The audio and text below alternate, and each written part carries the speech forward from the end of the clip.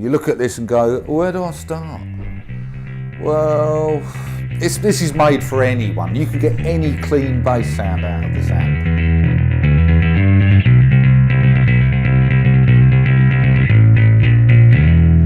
Okay, so this amp was actually prompted by an artist that said, do you fancy designing me an amp?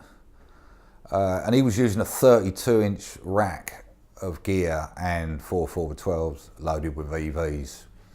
I'm going to let you try and guess who that is for the time being. And the deal was I had to try and get something that could replace a 32-inch rack of gear with a 2U rack of amp, you know. So I knew that it would have to have a serious EQ on it, you know. So, you know, this would need to have a lot of travel on it, you know. So you've got bass, low mid, high mid and treble, and then you've got frequencies for each one. And these frequencies will overlap as well. So you can really dial in exactly what you want.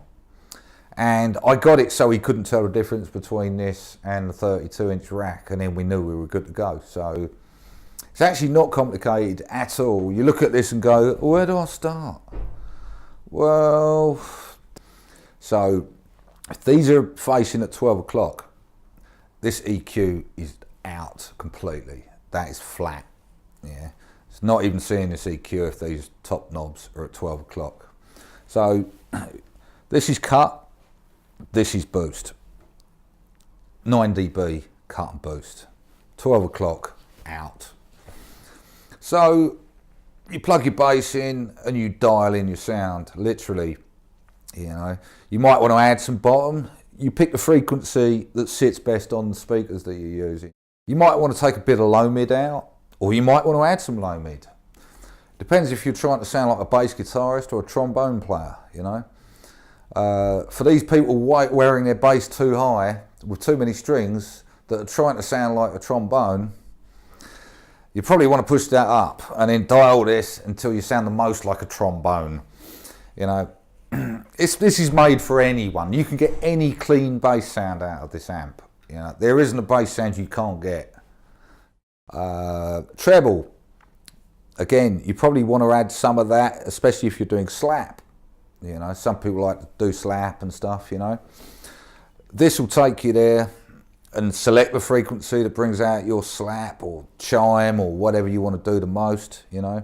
It's really up to you. It's very simple, actually, you know. You've got an optical compressor.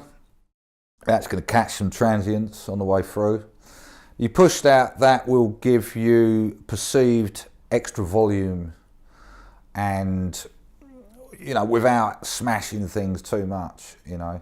That will give you, that will swell the sound up and give you perceived extra volume without it getting too dirty. It will still stay really clean, even if you're pushing it, you know, and that's your output control, volume level there. The compressor is also foot switchable, so you can defeat it with a foot switch. So you can use it as a boost. So you want to come in louder for a chorus, you can use it. You can use the compressor for that, so you can, like, right, the chorus is kicking.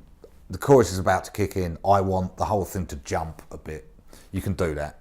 So any latching foot switch plugged into this jack will do that. As you're pushing the compressor, the blue light will come on.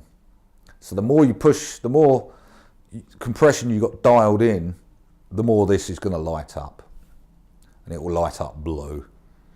And then you've got the pad for your active basses. This knocks it down on the way in here so that you're not hitting anything too hard if you've got a bass with a really seriously high output. And available with 300 watts and 500 watts.